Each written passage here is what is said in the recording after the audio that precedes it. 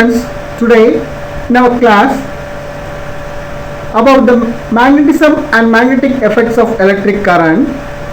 This is the session number 7, and in this session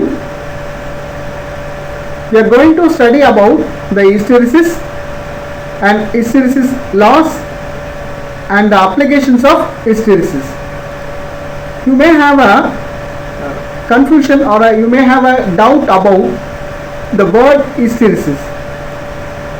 The word hysteresis is called hysteresis because of lagging I behind H during the cycle of magnetization. The area of the loop gives the energy loss per unit volume of the specimen per cycle of magnetization. A magnetic hysteresis is otherwise known as the hysteresis loop, and it is a representation of the magnetizing force H versus the magnetic flux density B of a ferromagnetic material. There are a lot of curvatures in the study of hysteresis. The curvature of the hysteresis is the characteristics of the type of material being observed and can vary in size and shape. The hysteresis loop of different material is used to compare the retentivity, cohesivity and energy loss. We are going to see all this in this chapter.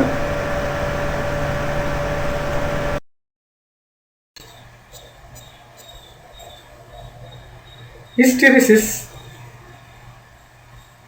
What do you mean by hysteresis? Hysteresis means very excited or unable to control the emotion. Normally, a person who is having a anger behavior, we used to tell that person as a hysteresis patient because they cannot control their emotions. Like this, in magnetism also, there is a hysteresis in nature. The word hysteresis means lagging behind, and the phenomenon of lagging of intensity of magnetization M behind the magnetic intensity H when a specimen of a magnetic material is subjected to a cycle of magnetization is called hysteresis. Let me show the cycle of this magnetization. See, here you can see the cycle of magnetization. Now, when a ferromagnetic material is kept in a magnetizing field like here, the material gets magnetized by the induction. Okay, it gets material is magnetized by induction and reach the maximum level, that means the saturation level. The ferromagnetic material, example, let us take it as iron, is magnetized slowly by the magnetizing field H vector. The magnetic induction B vector of the material increases from point A and it attains the saturation level. This response of material is deposited by the path AC as shown in the figure.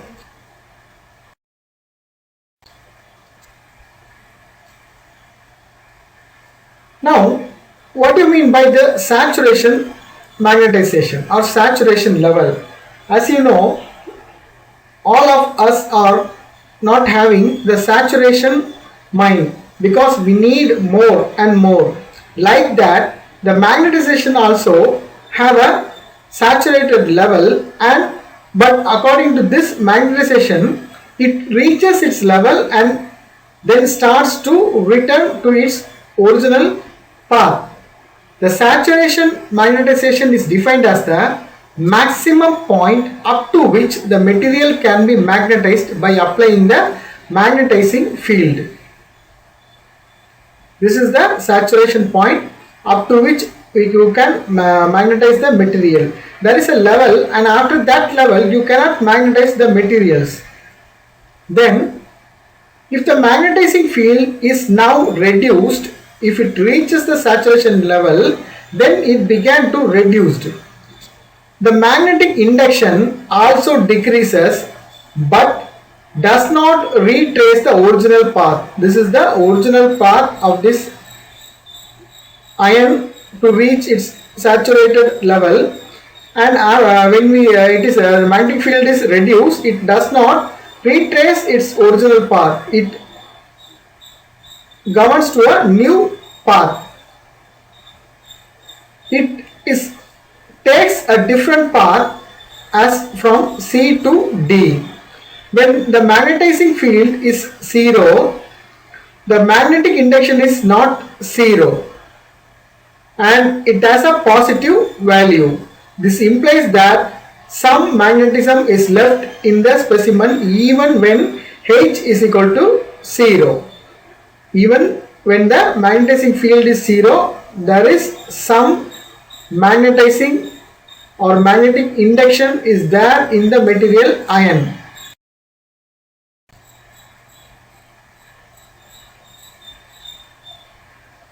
Remanence or retentivity. What do you mean by this remanence and retentivity?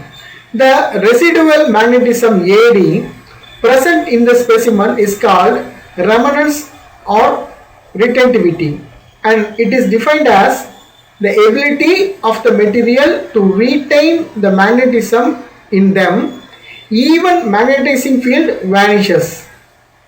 In order to demagnetize the material, the magnetizing field is gradually increased in the reverse direction. Now, the magnetic induction decreases along DE and becomes 0 at E. The magnetic field AE in the reverse direction is required to bring the residual magnetism to 0.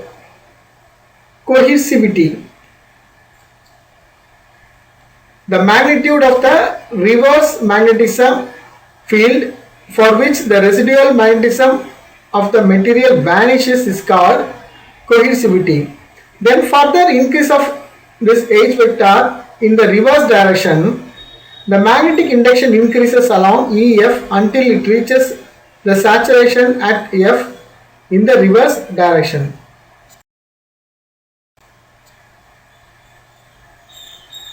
If magnetizing field is decreased and then increased with direction reversed, the magnetic induction traces the path FGKC.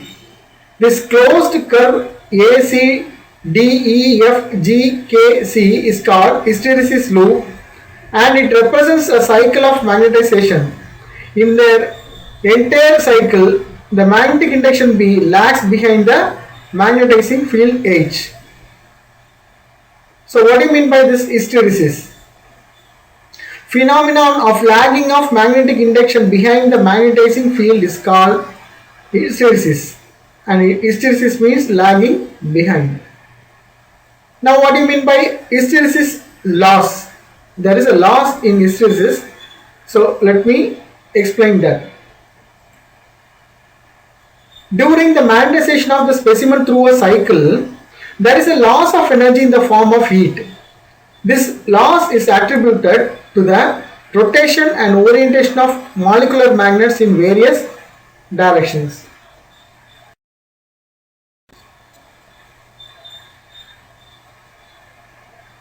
And it is found that the energy lost or dissipated per unit volume of the material when it is carried through one cycle of magnetization is equal to the area of the hysteresis loop. Thus, the loss of energy for a complete cycle is del E. Del E is equal to closed integral H vector into dB vector. Here B vector is the ampere meter square and H vector is the ampere per meter, and the loss in energy is measured in joules.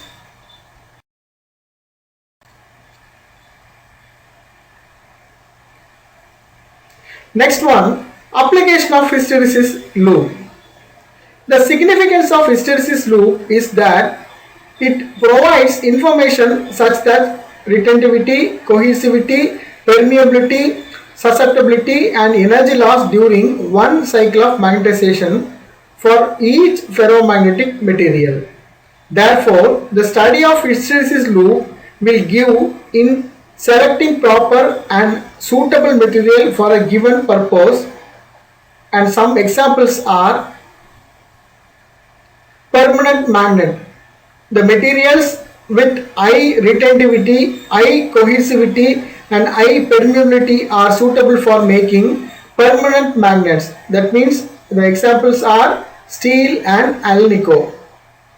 Second one, electromagnets. The materials which with high initial permeability, low retentivity, low cohesivity and thin hysteresis loop with smaller area are preferred to make electromagnets. Soft iron and mu metal, that means nickel iron alloy, is called electromagnets. Core of the transformer. The materials with high initial permeability, large magnetic induction and thin hysteresis loop with smaller area are needed to design transformer cores. Example is soft iron. Thank you students. See you in the next class.